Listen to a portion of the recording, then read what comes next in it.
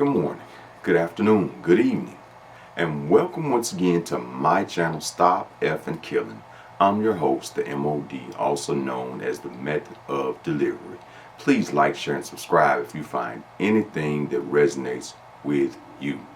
So, today's topic is let them eat cake. Again, let them eat cake. Recently, Donald Trump spoke to the news media, and he was talking about how beautiful and how good this new White House ballroom was going to be. Let's take a quick little look at some of that footage. So we're building, finally, because I do that. And by the way, no taxpayer money. I want to put that zero. It's going to be, it's on time, on budget. It'll be under budget. Literally, we're having it under budget, other than we've upgraded it in terms of the marbles we're using. We're using onyx and stones that are incredible. But it'll be something really spectacular. I'm looking at Mr. Steve Wynn, who's over there. He built a spectacular building, and he knows Trump builds a spectacular building. I build better buildings than him. I don't care what he said. So, you know, as you can see, the president was, going in about this ballroom and, how grand it was going to be, and they were going to use this certain type of marble and all this kind of stuff, right? But the thing is that the world has been set on fire by his administration. Literally. You have the war with Iran, or you can just say the war in the Middle East, because multiple countries are involved, multiple countries are being attacked, oil tankers are being attacked, American soldiers are dying, Iranian soldiers are dying or are dead, been, killed in these attacks, civilians, in multiple countries, kids' school, girls' school blown up, like just all of this stuff. And then when you look here in this country, gas is just through the roof. Gas has gone up substantially since this nonsense started. Food has gone up, due to gas.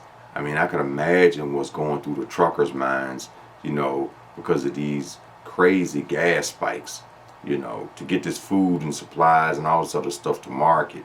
This stuff has to be put on semi trucks, and gas isn't free, diesel fuel isn't free. We have all of these issues here, problems with the health care, problems with the economy, job loss, education, crime. We have so many issues in this country, and there has been so much nonsense that this administration has caused, so much chaos that they've caused throughout the world. And you're talking about a goddamn ballroom. The war was ill-planned, the war with Iran. You got 3 aircraft carriers over there now, aircraft carrier groups rather, over there. The Strait of Hormuz is not secure because it doesn't take much for, any person or any group to attack the unarmored, defenseless ships that are transporting, energy and goods through the strait. So they're getting attacked left and right. And the president has the nerve to tell these different countries who want nothing to do with this illegal war that they need to help the United States and Israel. Maybe you should have thought about that before you start this dumb war. You know what I'm saying? We strongly encourage other nations whose economies depend on the Strait far more than ours. We get less than 1% of our oil from the Strait, and some countries get much more. Japan gets 95%, China gets 90%, many of the Europeans get quite a bit, South Korea gets 35%. So we want them to come and help us with the Strait. We have it in very good shape. The countries, I said, we've already taken care of Iran, but now, because of the fact that literally a single terrorist can put something in the water or shoot something or shoot a missile, a small missile, and it's fairly close range because it is a tight area, and which is one of the reasons they've always used that as a weapon. Iran has always used that as an economic weapon, and it's not going to be able to be used very long. Numerous countries have told me they're on the way. Some are very enthusiastic about it, and some aren't. Some are countries that we've helped for many, many years. We've protected them from horrible outside sources, and they weren't that enthusiastic. But he's too busy focusing on the beauty of this ballroom, and it's going to be the greatest thing that anyone has ever seen.